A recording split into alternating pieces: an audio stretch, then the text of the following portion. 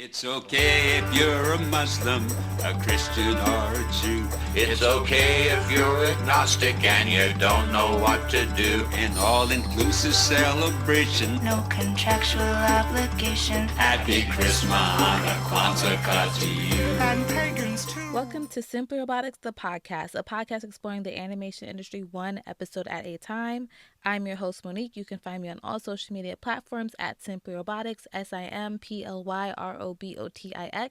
When listening to the show, use the hashtag SimplyRoboticsPod to join in the conversation. Welcome back. We are now on day 10 of Chrismahanukwanzakah. Today's episode is going to be about The Year Without a Santa Claus, released in 1974. This film was directed by Jules and Arthur Rankin Jr.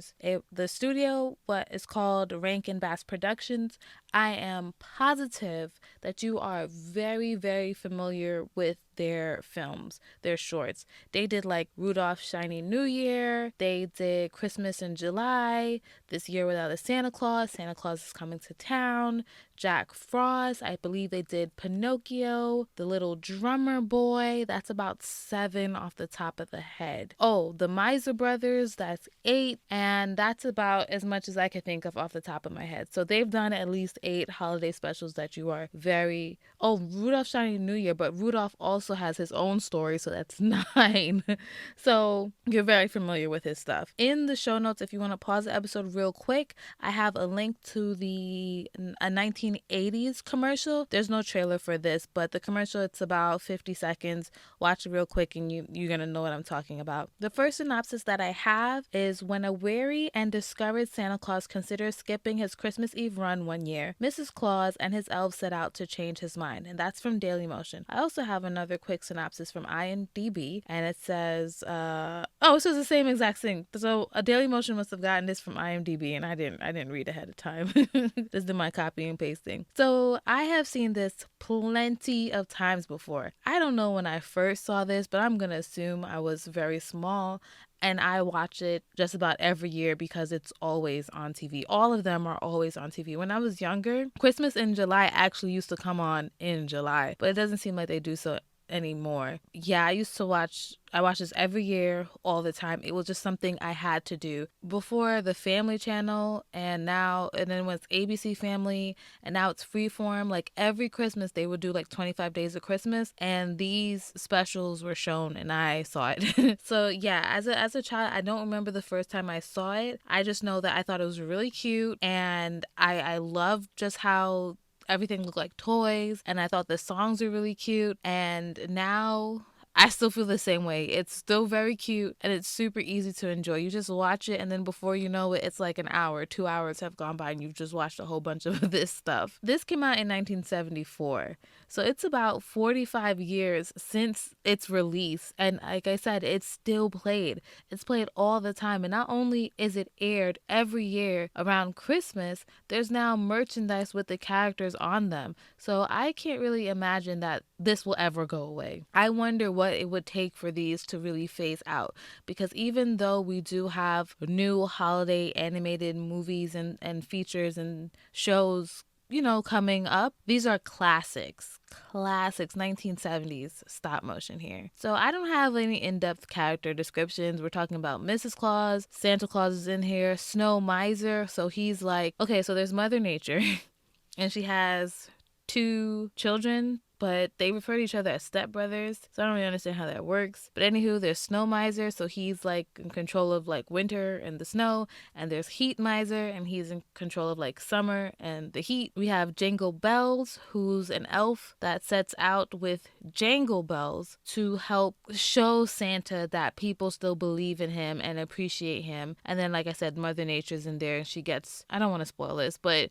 she gets her children, her sons, to work together. The visual style is that this is very simple character designs. Everyone looks basically like dolls, and it's it just looks like, yeah, it looks like just a doll set. The set and the scenery, it's all very fluffy. It could be like in a dollhouse or some sort of thing like that. It just looks like you can just play with them. Animation style, this is a stop motion, and I really appreciate these even more so like The Nightmare Before Christmas after I did my stop motion challenge this year. And to think that this was done 45 years ago and just how much was achieved, and it's good for its time for sure. Fun fact, the film took about 2 months to edit and film. I think that's very ridiculous.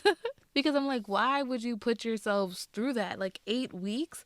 That's super, super rough to film and edit. Wow. So after learning that fact, I was like, okay, the animation style makes some sense because they had to do things quickly. I feel like if they had given themselves some more time, the animation would have been pushed and would have been even better than it is. But I don't know why they had 2 months. I don't know if they just did all these films. What I said, like 9 films. They could have done the 9 films over the course of like a year and a half. Who knows? Because I feel like they all pretty much came around the same time, except for the Myers Brothers spinoff. I think that was a little later. But anywho, the storytelling, it's a very simple story with minimum conflict. Yeah, there's no like real antagonist. There's no real drama. It's just a breeze. And despite it being 51 minutes long, the story goes by very quickly and it doesn't drag, which I really appreciate because, you know, I watched some things that was 30 minutes and I watched some things that was an hour and a half, and I was like, wow, these things are very, very long. I don't really understand why I feel like this is dragging, but this film just gets like in and out and it's just perfect.